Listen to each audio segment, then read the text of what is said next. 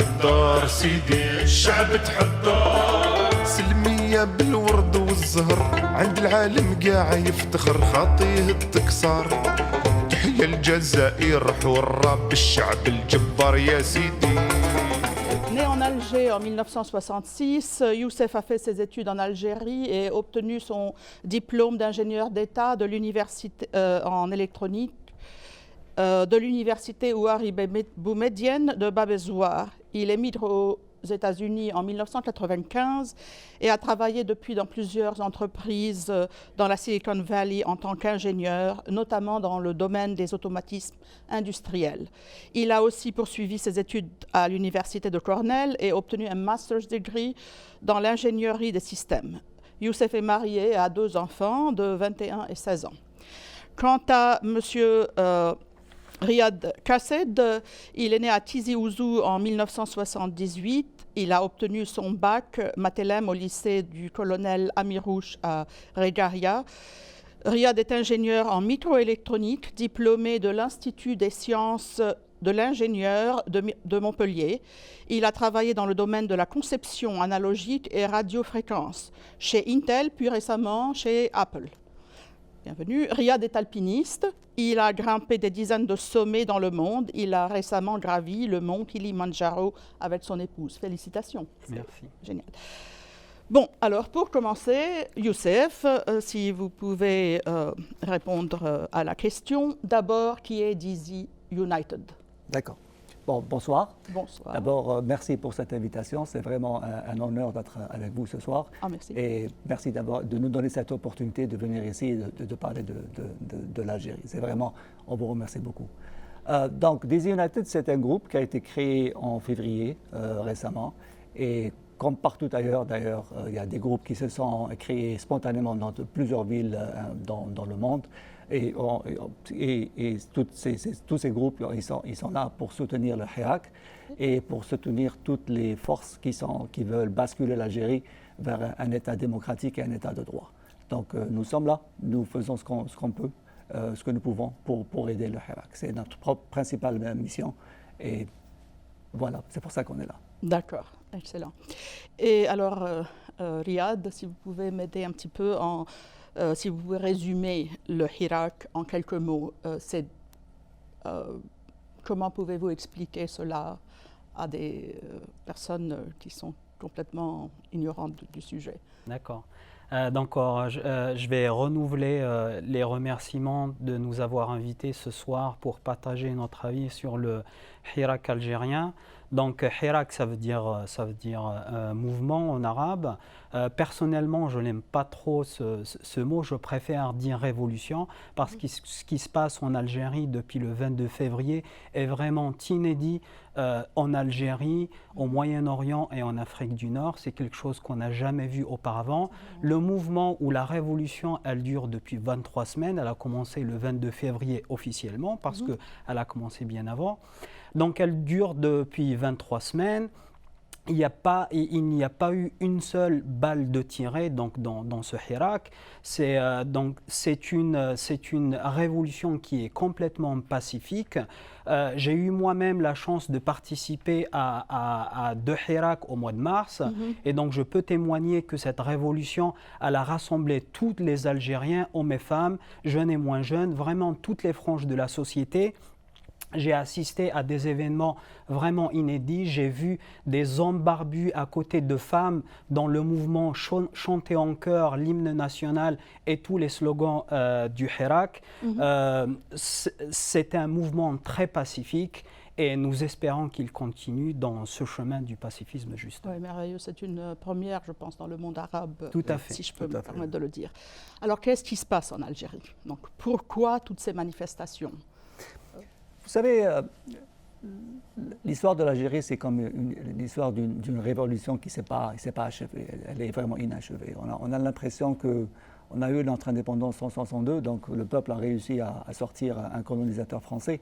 Mais à ce moment-là, au lieu de donner le pouvoir au peuple, et au lieu de vraiment bénéficier de ces fruits, de cette révolution, ce qui s'est passé, c'est que quelques révolutionnaires, surtout des militaires, se sont accaparés du pouvoir. Et en fait, ils ont toujours dirigé ce pouvoir derrière un rideau. Oui. Donc ils sont toujours là. Et ils sont derrière un rideau, ils mettent des civils au devant de la scène, mais c'est toujours eux qui dirigent. Et ça, c'est comme ça depuis le début. On le sait, c'est clair, et c'est comme ça que ça se passe. Donc, ça a duré pendant des années.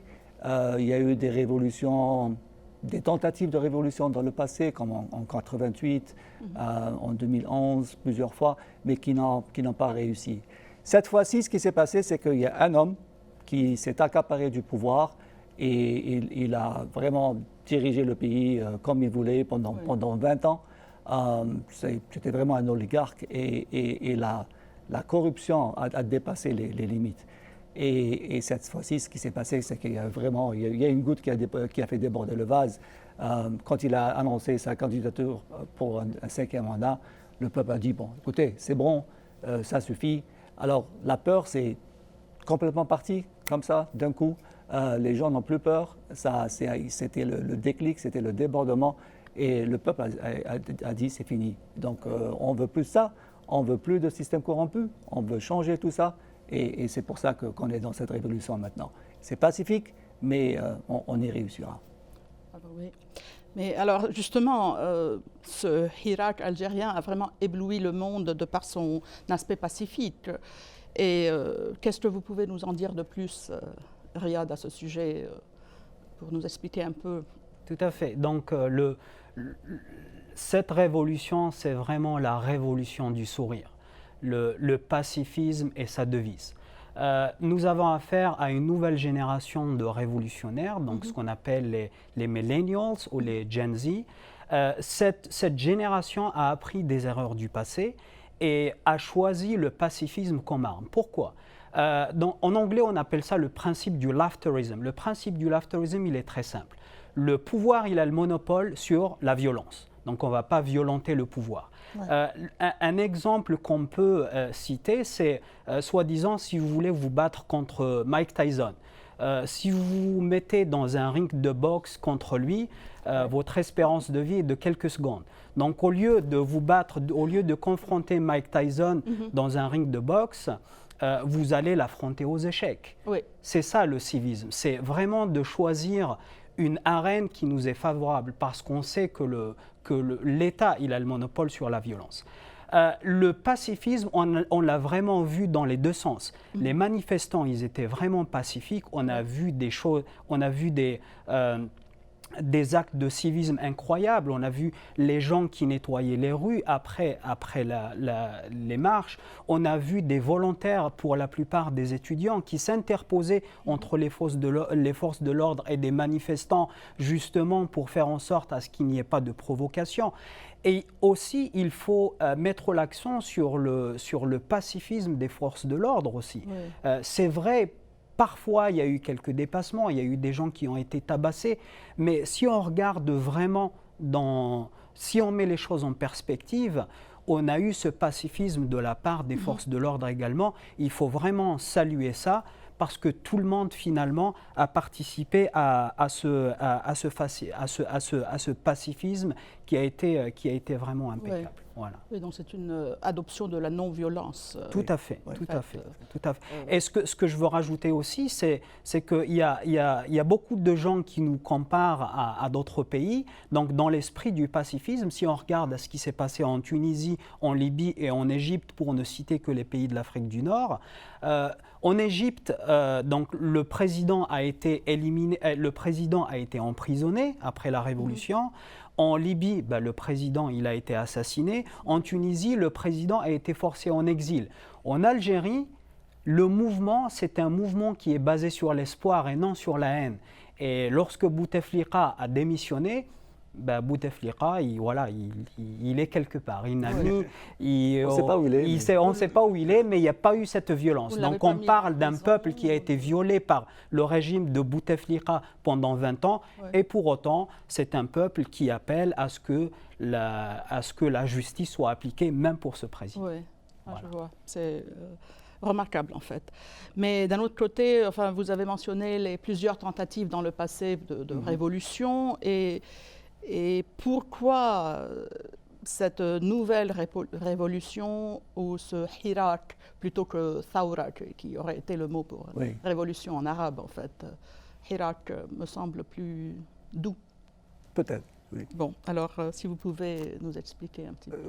Donc, comme on l'a dit, il y a eu des tentatives dans le passé, mais cette fois-ci, les choses sont un petit peu différentes. Je pense que c'est la première fois qu'on voit que vraiment il y a quasiment une symbiose parfaite sur toutes les couches sociales. Oui. Par exemple, il faut dire que le hirak a commencé dans les stades de foot, avec les chansons populaires, etc. Et ces mêmes chansons ont été reprises par les étudiants. Donc il y a vraiment une symbiose entre les gens des stades et les étudiants, vraiment une symbiose parfaite. On voit, comme avait dit Riyad, on voit que le hirak se passe vendredi.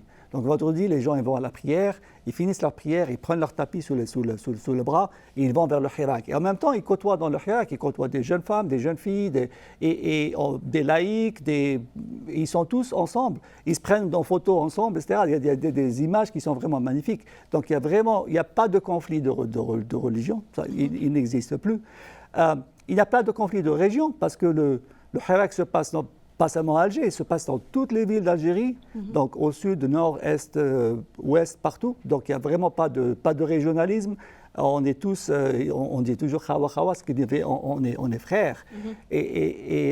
Donc pas de conflit de région, pas de conflit entre hommes et femmes. Les jeunes filles, et c'est grâce à elles, il faut le dire, que le hirak est resté pacifique parce qu'il y a la femme qui est dans la rue.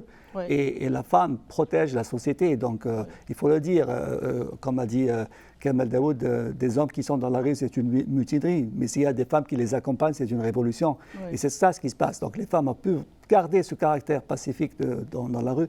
Donc, il n'y a pas de conflit entre hommes et femmes, pas de conflit de région. Pas de conflit de génération non plus. On voit les jeunes, les moins jeunes, les vieux, ils sont tous là. Et c'est magnifique. Oui. J'ai vu une pancarte où quelqu'un a dit « Vous avez eu mon grand-père en 62 ou mon père en 62, vous m'avez eu en 88, mais vous n'aurez pas mon enfant maintenant. » Donc on est tous conscients de ça et toutes les générations sont d'accord que cette fois-ci, ça sera la bonne. Donc on voit vraiment, c'est un phénomène de société qui est grandiose et je pense que ça va réussir. Il n'y a pas d'autre moyen. C'est vraiment, on voit qu'il y a des tentatives d'essayer de bloquer, etc. Mais quand tout un peuple comme ça est quasiment unanime, il n'y a pas d'autre choix. Vous avez bien utilisé les expériences du passé, mais vous avez mentionné la présence féminine qui est vraiment remarquable dans ce hirak. Alors, comment pouvez-vous nous expliquer un peu plus le rôle de la femme dans cette révolution? C'est vraiment parce que... Oui, c'est vrai, il y a beaucoup de gens qui se posent la question sur le rôle de la femme. Par la même occasion, on peut se poser la question, c'est quoi le rôle de l'homme dans le hirak? Oui, c'est une vraie question. Et la réponse la plus simple, c'est que la femme, c'est la révolution. La femme algérienne, sa place, elle est dans la révolution. Il n'y a pas de liberté du pays, de l'Algérie, sans la liberté de la femme. Et ça ne date pas d'aujourd'hui. La femme dans la révolution algérienne, ça remonte à des centaines d'années, voire plus que ça. Donc, Lalla Fatma Nsoumer, elle s'est révoltée contre l'armée coloniale française, elle avait 16 ans. Aujourd'hui, le public américain, la plupart des gens, ils ont regardé la bataille d'Alger, ils avaient admiré le courage des femmes algériennes qu'on appelle les porteuses de bombes, qui faisaient partie de la révolution. Et ces femmes aujourd'hui, qui sont Jamila Bouhired, qui sont encore en vie, donc Jamila Bouhired, Zohra Drif, la sœur de Ben Mhidi, elles sont là aujourd'hui, elles viennent au hirak tous les jours. Et je dirais que la femme, sa place, elle est vraiment dans la révolution. Les femmes en Algérie, malgré leur liberté un peu conditionnée, parce qu'on ne va pas voiler les choses, la liberté de la femme n'est pas encore tout à fait là en Algérie, elle reste vraiment la colonne vertébrale de la révolution. Et puis avouons-le, la femme, elle a vraiment embelli la révolution algérienne. On voit des images magnifiques dans la rue entre les hommes, les femmes. et justement cette symbiose, cette sympathie qui s'est créée dans ce Hirak. Je vous l'ai dit tout à l'heure, moi j'ai vu des gens qui sortaient de la...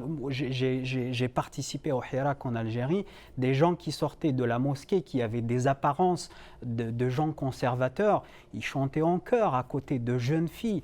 Les slogans du Hirak, c'était magnifique, c'était joli à voir. Ah bon, oui.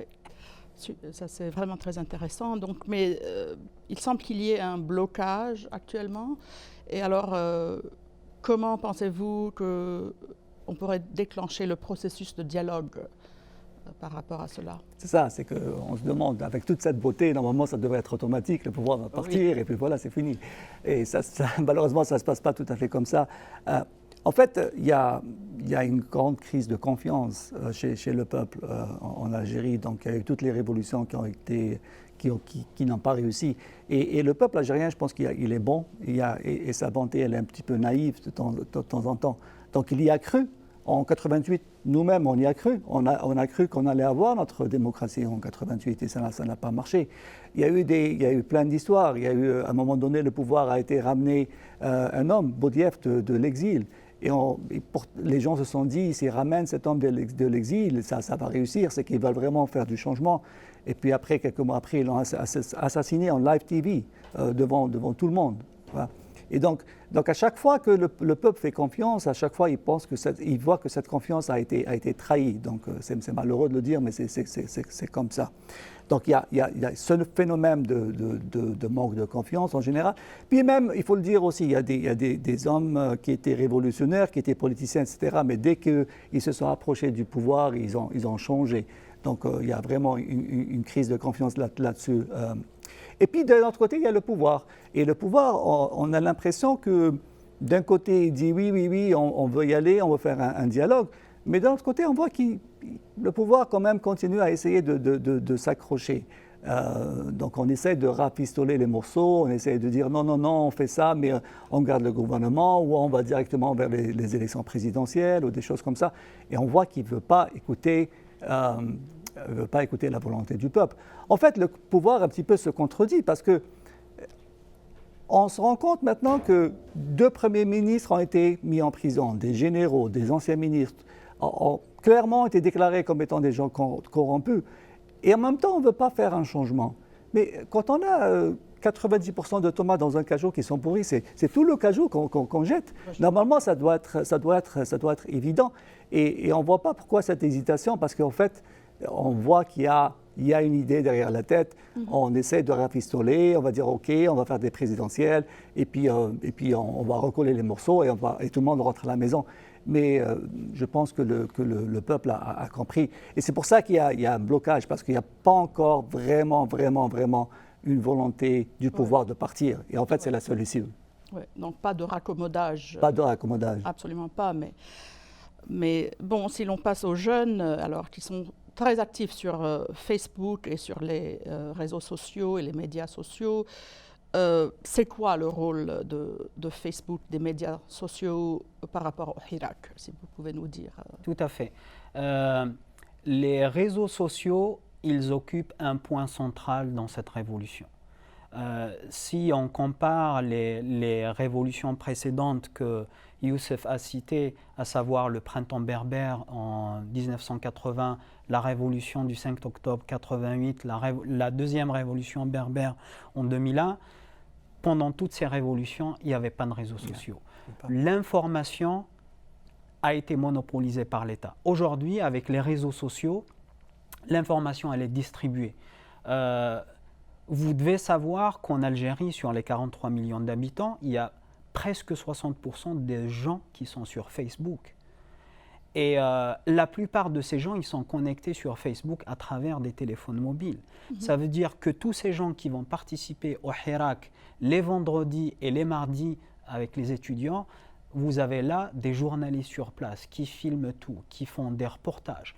Par conséquent, l'information, elle n'est plus monopolisée par l'État. Elle est distribuée donc à travers toute la population. Ouais.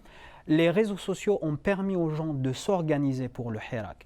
Les étudiants ont joué un rôle très important dans cette organisation. Les réseaux sociaux, ils ont permis à la diaspora, donc à la communauté étrangère comme nous, d'être connectés au Hirak. Les réseaux sociaux, ils ont permis aux journalistes étrangers, à la communauté étrangère d'être connectés au Hirak. Parce que, comme vous le savez, l'Algérie déjà ne donne pas de visa aux journalistes. Par conséquent, les réseaux sociaux ont permis justement à ces journalistes de rentrer en contact avec les gens sans pour autant être physiquement sur place. Et puis, aussi, les réseaux sociaux, si on parle de ce mouvement qui tient place tous les vendredis pour la population et les mardis pour les étudiants, la révolution ne s'éteint pas les autres jours. Les réseaux sociaux, en fait, ils ont permis à cette flamme de continuer. Oui. Et du coup, on a l'impression que le Hirak, il est permanent, il ne s'arrête jamais. On a des pics le vendredi et le lundi et le mardi pour les étudiants, mais la flamme ne s'éteint jamais, elle est toujours là grâce aux réseaux sociaux. Maintenant, c'est vrai qu'avec les réseaux sociaux, il n'y a pas que des avantages, il y a des inconvénients.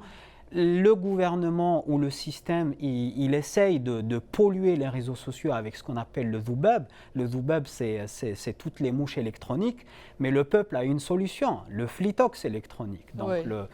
Voilà, donc la contre-révolution, elle se passe aussi sur les réseaux sociaux. Et je dirais que le pouvoir, il est tellement dévesti dans les nouvelles technologies et dans tout ce qui est réseaux sociaux, en fait, le pouvoir, il est en train de perdre la bataille sur le terrain et sur les réseaux sociaux. Ah. Mais alors, dans ce cas, quel est le rôle de la diaspora alors enfin, comment pouvez-vous aider le Hirak à partir d'ici ou de l'Europe ou d'ailleurs? C'est une très bonne question. Donc, en fait, nous, quand on est sorti, dès que ça a commencé en Algérie, on a décidé que quand il sortait le vendredi, on a dit on sort le dimanche. Parce que notre premier point, c'était le soutien. Donc, on voulait montrer notre soutien, on voulait montrer qu'on est là. Donc, ça, c'est le premier point. Deuxième point, c'est que nous aussi, on est citoyens algériens. Donc, qu'on vive à Alger ou qu'on vive à Tizi Ouzou ou qu'on vive à Paris ou à Montréal, c'est la même chose. On est citoyens algériens, donc on veut participer, on vote. Donc, s'il y a un débat politique, c'est le débat politique le plus important de l'histoire de l'Algérie. Donc, on veut participer. Donc, on doit participer. Et puis, on a un rôle aussi parce qu'on veut apporter des idées. Ouais. On a des backgrounds qui sont un peu différents. Donc, on peut proposer des idées différentes. Et c'est bien, dans un groupe, on ne veut pas que tout le monde réfléchisse de la même façon. Donc, c'est bien qu'il y ait des idées qui viennent de partout. Même si nos idées sont rejetées, ce n'est pas grave. Si nos idées sont rejetées et que ça aide à améliorer une autre idée, c'est encore mieux. On veut vraiment que ça réussisse et donc on participe comme tout le monde. D'accord. Et donc, actuellement, ce Hirak a été majoritairement pacifique, mais il y a eu quand même quelques emprisonnements, arrestations, etc. Donc pourquoi, si malgré le pacifisme, il y a eu tout ça, pourquoi ça s'est passé? Tout à fait. Oui, le Hirak, il est vraiment pacifique.